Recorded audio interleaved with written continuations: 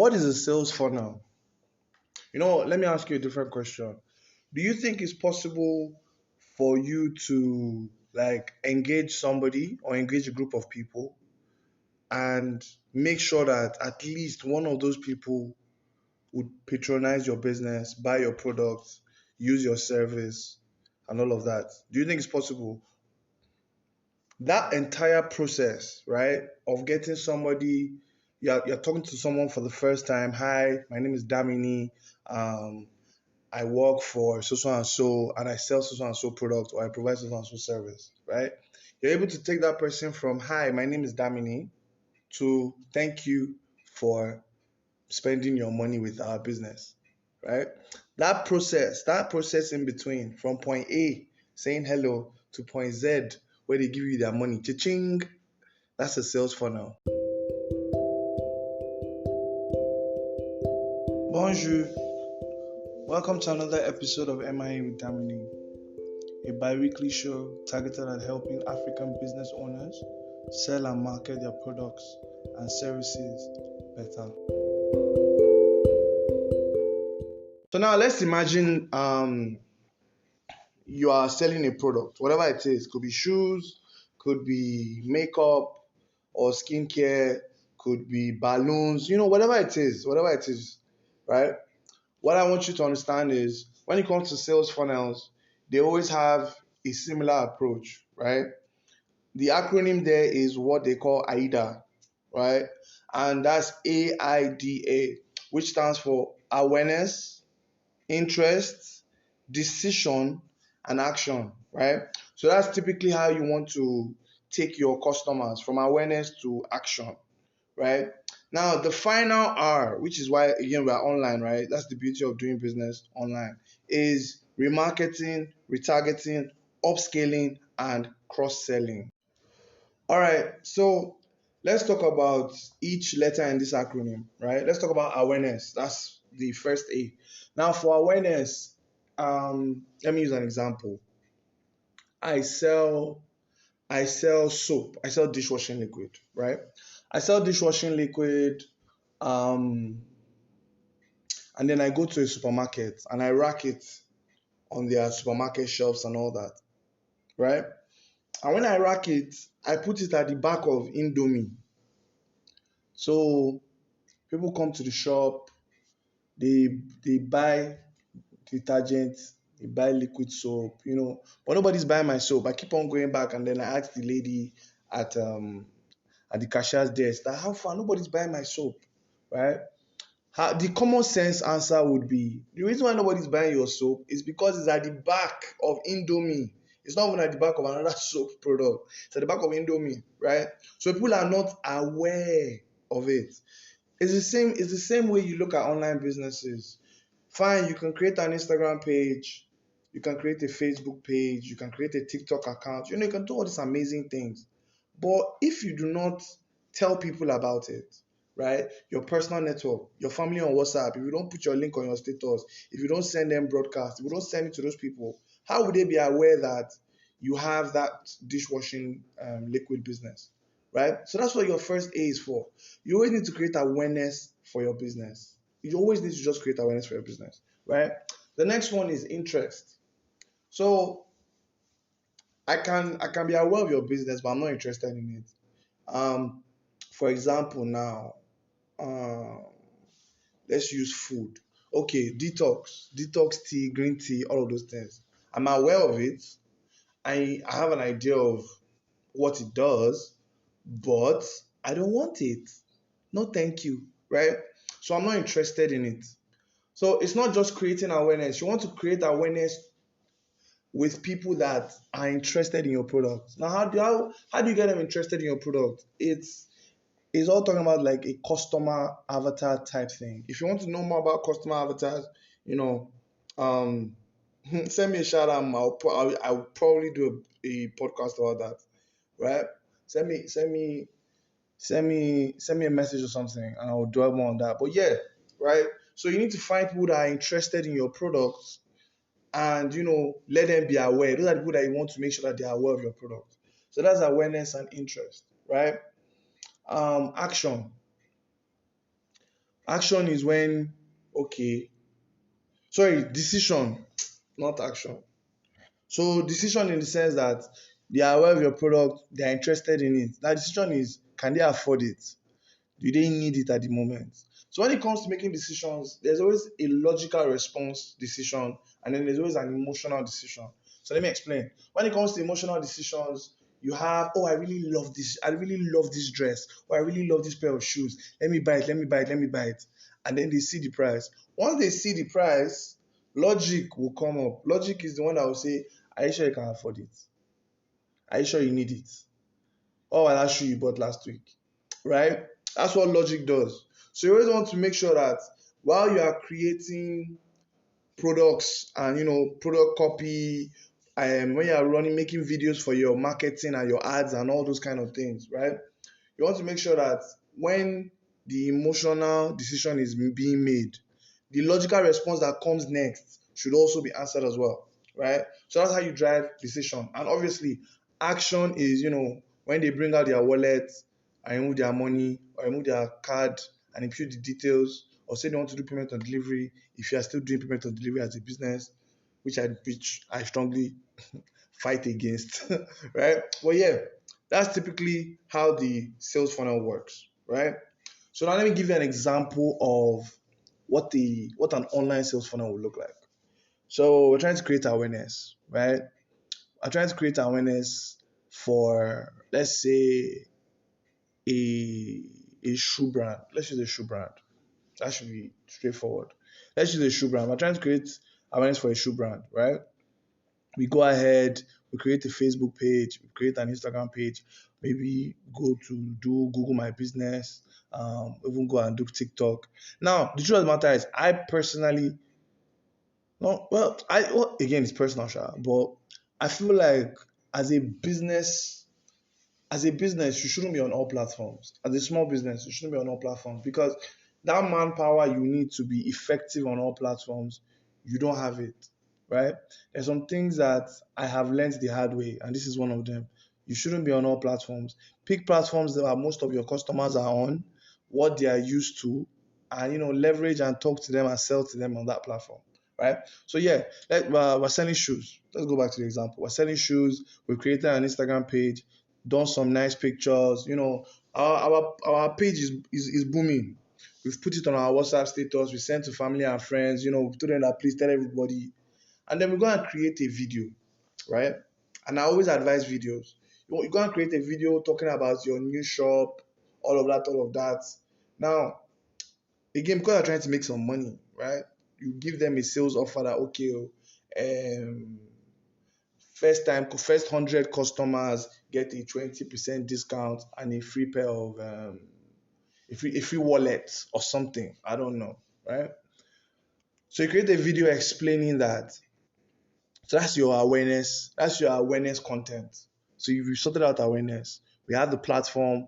We already know where we're going to leverage and look for people, right? So we don't. That's awareness. Now it's time for interest. The next part of the sales funnel. We need to make sure that okay, who are we selling these shoes to?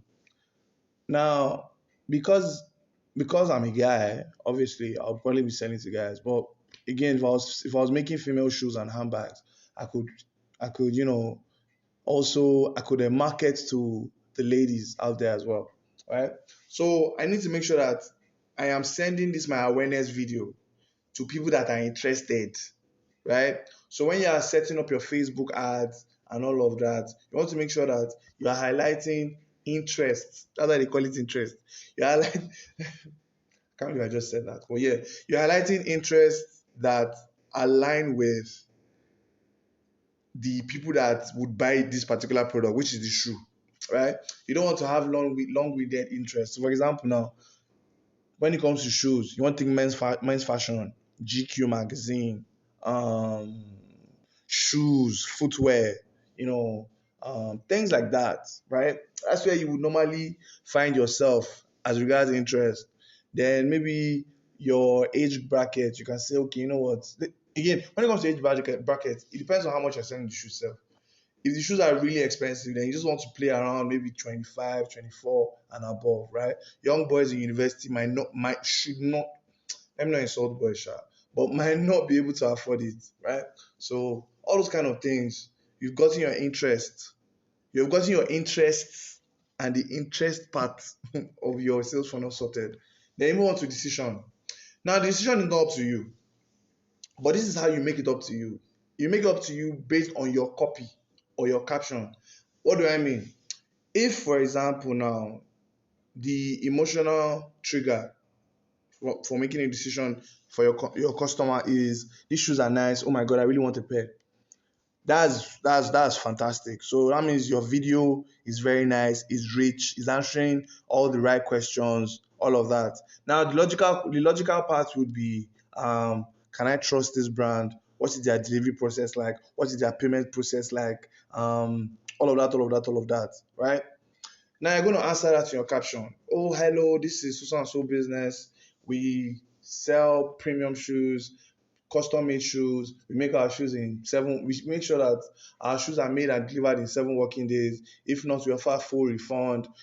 All those things that just make sure that your target audience or your target customer is at ease. You put all those things in place in your caption, right? What you don't want to do is then, because again it's logic, and the way logic is, at least for us humans, I don't know about animals, right? But the way logic is that if we do not close something at that point in time, chances of us going back to come and do it again it's very unlikely, right? So let me explain. Let's say I've seen the shoe on Facebook. I'm like, okay, this shoe is nice. So instead I say, okay, you know what? Let me come back later. I will save the post. Now, when you go to your Instagram, let's do a small test now. Go to your own Instagram. Do you know how many saved posts that you have on your Instagram from long, long time ago, right? That you did not do anything. You told yourself that, oh, you'll come back to see this post, but it's a lie. You did not go back, right? So that's exactly how it works. So how you can answer that logic question when people ask themselves that, okay, can I afford this? Is this somebody I can trust? Why should I buy? Do I need it now? All those kind of things. What you want to then do is, in that your copy, you then want to inject a scarcity technique.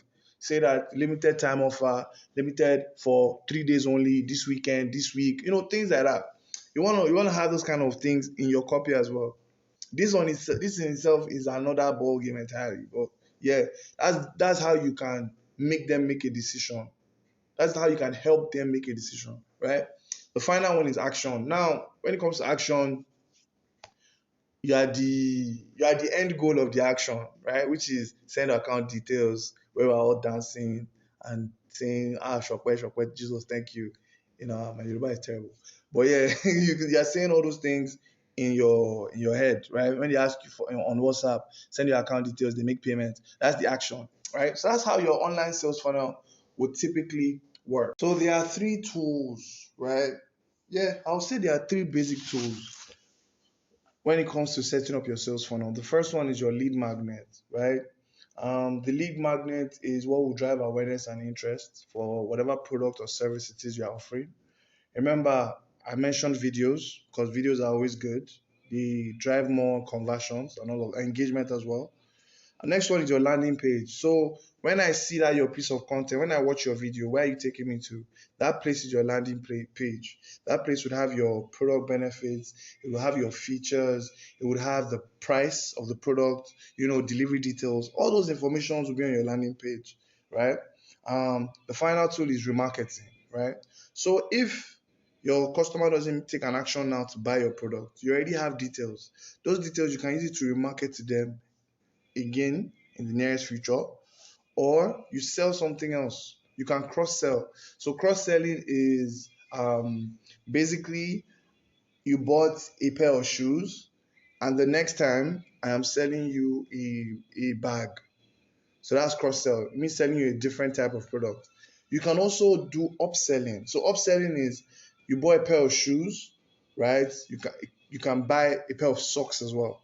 So upsell is almost like selling the same products that work in the same, would I say, line or collection. Let's use collection since we're dealing with shoes and clothes.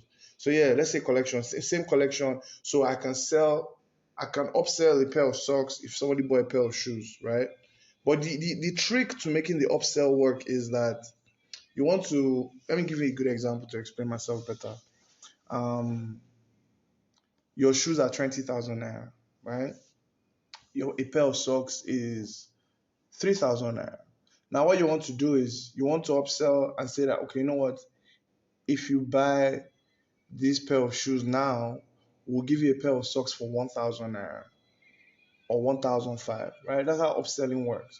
You can also cross sell the same way, where if you buy this pair of shoes at 20,000 naira, this bag that normally goes for 18,000, I'll give it to you at 15 or 14,000, right?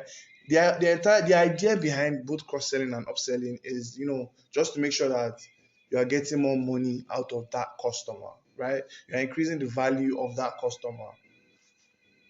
So yeah, I think that's the best way to explain it. So we have lead magnet, right? We have landing page, and then your remarketing tool.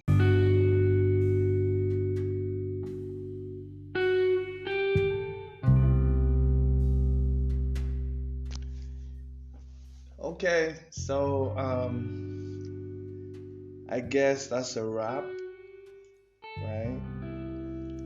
I have mixed feelings. So some part of me is sad, some part of me is really excited or happy because this is the final episode for our first official season, right? I've always wanted to do a podcast for a bit, so I'm excited I got it out of the way and I started, and I've gotten some feedback and I'm really grateful. Thank you so much. You know, I'm sad because now I have to go on a break, re-strategize, edit our program schedule, try and add more. I want to introduce videos. That's one thing we want to introduce. We want to introduce videos, so we need to go and work on that as well. So I'm just because I might miss. I know I'm talking to obviously a microphone, but I would miss our one-on-ones. but yeah.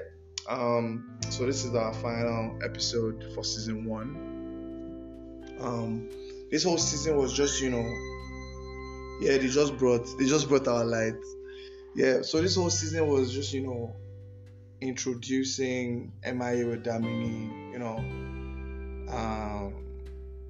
telling myself to do something and also sticking to it, right? So yeah, thank you so much for being part of this journey. I'm 100% sure you guys will be excited to see what we have coming up next. Again, I don't want to sound full of myself, but I hope you've learned a lot as well. It's not as if we just come here and just yarn, right? So at least we're both gaining knowledge, right? Yeah. I don't want to cry, man. I don't want to cry. I don't want to be sad. But thank you so much again for being part of this experience with me. And yeah, remember, M.I.A. with Damini is sponsored by A.I.D.A Digital, a digital agency focused on making marketing simple and productive. Have a great day, a great week, a great month. I think I'll be out. Yeah, we should be back in a month. But yeah, have a great quarter. Worst case scenario. But enjoy yourself. Continue striving for greatness. Continue being awesome. Yeah. Au revoir.